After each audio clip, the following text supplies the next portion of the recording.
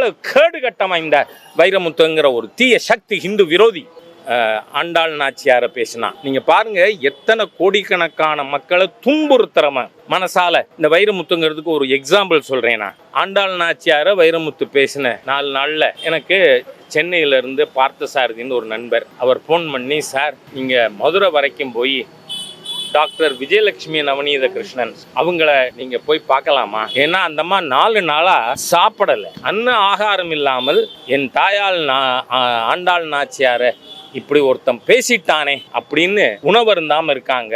அவங்க ஆனா பேசும்பொழுது இடையில புலம்பும் பொழுது சொல்கிறார், எங்க ராஜா மாத்திரம் தானே பேசினார் இந்த தீய சக்தி வைரமுத்த அப்படின்னு சொல்லிட்டே இருக்காங்க. அதனால ஒரு கால் நீங்க போய் கேட்டீங்கன்னா அவங்க உணவு எடுத்துக்கலாம், இந்த she may give up fast அப்படின்னு சொன்னார். சரின்னு நான் போயிருந்தேன்.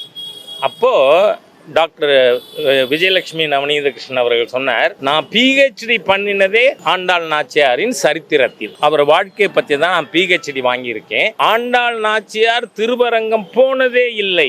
I have done research on Andal. ஆனால் திருவரங்கத்தில் ஸ்ரீரங்கத்தில் தாசியா இருந்தார் ஆண்டாள். எவ்வளவு கேடுகட்டமா இந்த வைரமுத்துங்கிற ஒரு தீய சக்தி ஹிந்து விரோதி.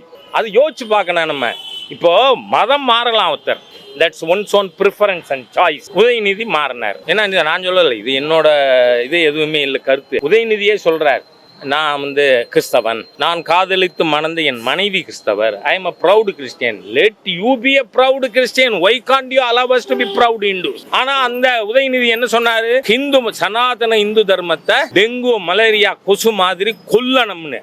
அதாவது ஒருத்தர் மதம் மாறினவர்னு ஆங்கிலத்தில் ஒரு பழமொழி உண்டு, நியூ கன்வெர்ட்ஸ் ஆர் ஆல்வேஸ் ஃபெனட்டிக்கல். புதிதாக மதம் மாறுறவ மத வெறியோடு இருக்கான்னு. அந்த மாதிரி தான் வைரமுத்துக்கு ரிலேட்டிவே என்கிட்ட சொல்றாங்க, அண்ணன் நல்லா தான் இருந்தாரு, மதம் மாறினதுக்கு அப்புறம் இப்படி மாறிட்டாருன்னு. அதனால நான் சொல்றேன், எப்படி உங்களுக்கு உங்க கடவுள், நான் கேட்கிறேன், உங்க கிறிஸ்தவ நம்பிக்கையை காயப்படுத்த இந்த வைரமுத்துக்கு முதுகல் உண்டா? இஸ்லாமிய இத நம்பிக்கைகளை காயப்படுத்துவியா?